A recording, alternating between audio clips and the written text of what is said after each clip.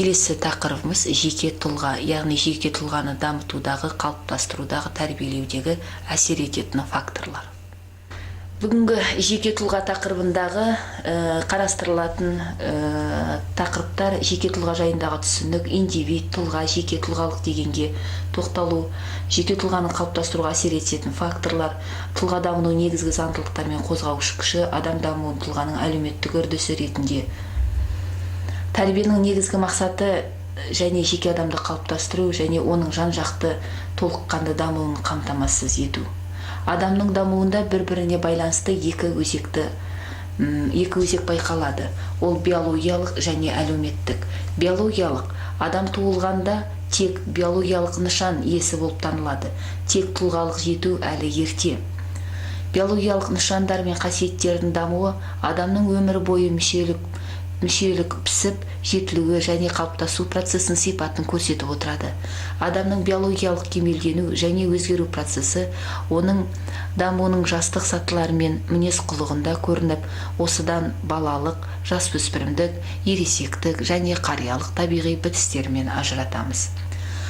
Екінші өзек әлеуметтік, яғни адамның табиғи дамуы көп санды әрі алуан әлеуметтік салалар мен қасиеттерді қабылдаумен тығыз байланысты, бірге дамып барады. Бұл адамды қоғамдық тіршілік иесі ретінде сипаттайды. Адам баласы тұлға ретінде өмір сүру барысында өзінің қоғамдық мәнін сипаттайтын көптеген әлеуметтік салалар мен қасиеттерді қалыптастырды әрі дамытады. Міне осыдан ол ғылымда биоәлеуметтік тұлға, субъект, яғни тарихи қоғамдық қызмет пен таным иесі деп танылады. Жеке адам дегеніміз адамның қоғамдық сипатын танытып, оның өмір барысында өзіне топтаған әлеуметтік сапа мен қасиеттер жиынтығын білдіреді. Жеке адамды қасиетке ие болу оның табиғи, биологиялық болмысына емес, қоғамдық қасиеттерге тікелей байланысты болады. Рубинштейннің зерттеуі бойынша жеке адам өз қылығы мен іс-әрекетін саналы басқаруға мүмкіндік беретін психикалық даму деңгейімен сипатталады. Яғни, өз әрекетін ойластыра біліп, жауапкершілікті сезіну қабілетінің болуы, өз бетінше дербес іс-әрекетін жасай білуі жеке адамның мәнді белгілері. Индивид дегенге тоқталатын болсақ, латынша бөлінбейтін индивидум, жекелей табиғи тіршілік иесі.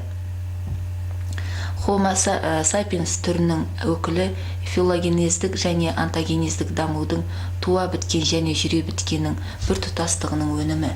Тән сипатты даралық белгілердің иесі ретіндегі адам, адамзат қауымдастығының жеке өмір бір өкілі, табиғи шектеулі шеңберінен асып шыққан құралдары, белгілерді пайдаланатын және осылар арқылы өзінің мінез құлқы мен психикалық үдерісті меңгеретін әлеуметтік тіршілік иесі. Тұлға дербес әрекет ететін субъект ретінде нақты және адам болмысының ерекше қайталанбас әдісі. Адамның қоғамдық өмірінің дара нысаны. Тұлға әлеуметтік тіршілік ету әдісі жағынан дара болады. Өзінің өзіндік дүниесі ерекше өмір жолын белгілейді және ол мазмұны жағынан әлеуметтік жағдайлармен анықталады. Ал тегі, құрылымы және нысаны жағынан даралық сипатта болады. Адам тұлға болып туа қалмайды. Әлеуметтену процесінде тұлға болып қалыптасады. Тұлға ұғымы отандық психологиядағы негізгі ұғымдардың бірі, ал оқу тәрбие процесін ізгілендіруіне орай педагогикада да жиі қолданатын санатқа айналды.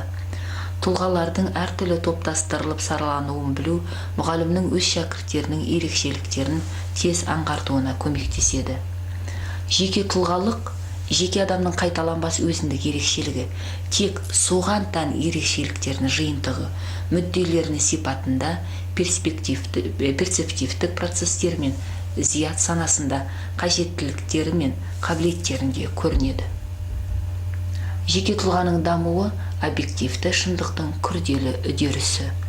Жеке тұлға дамуының заңдылықтары ретінде ішкі және сыртқы жағдайларды есепке алу, жеке тұлғаның іс-әрекеттегі өзін-өзі жетілдіруге байланысты белсенділігін ескерту, өзі қатысатын іс-әрекет мазмұны мен түрткіге байланыстылығы, көп факторлардың әсер етушілері басшылыққа алынады. Жеке тұлға дамуының заңдылықтары олар қарама-қайшылыққа байланысты болып келеді. Яғни ішкі қарама-қайшылық, сыртқы қарама-қайшылық, жалпы қарама-қайшылық, жеке қарама-қайшылық. Ішкі қарама-қайшылық адамның өз-өзімен келіспеуі барысында туындайды. Мысалы, адамның өзінің ағзасының дамуы мен жеке өзіндік потенциалына қанағаттанбауы барысында туындайтын қарама-қайшылықтар. Сыртқы қарама-қайшылық адамның басқа адамдармен, қоғаммен, табиғатпен қарым-қатынасы барысында туындайды. Мысалы, жоғарғы оқу орнының талаптары мен студент тілегі арасында қарама-қайшылықтар туындауы мүмкін. Жалпы қарама-қайшылық барлық адамдардың дамуы барысында туындайды. Яғни материалдық рухани қажеттіліктер мен шынайы мүмкіндіктер арасында қарама-қайшылық. Жеке қарама-қайшылықтар жеке бір адам үшін туындаған қарама-қайшылық. Жеке тұлға қалыптасуындағы әсер ететін факторлар ол әлеуметтік, биологиялық және биоәлеуметтік. Биологиялық фактор, яғни адам табиғи тіршілік иесі дедік.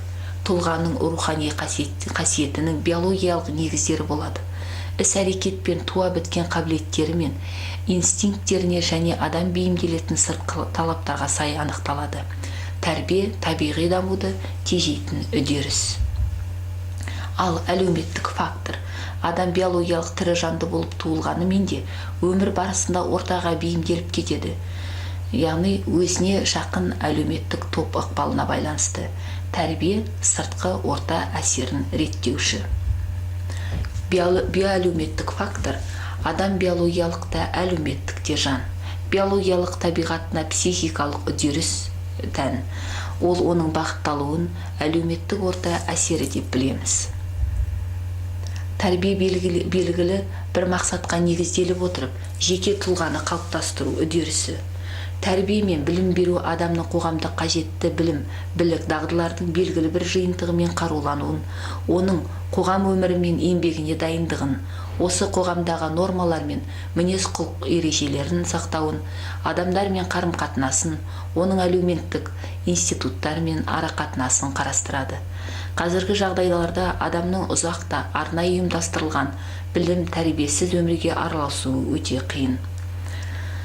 Тәрбие ғана жеке тұлғаның дамуының әлеуметтік бағдарламасын жүзеге асыратын, оның бейімділігі мен қабілеттілігін жетілдіретін шешуші күш.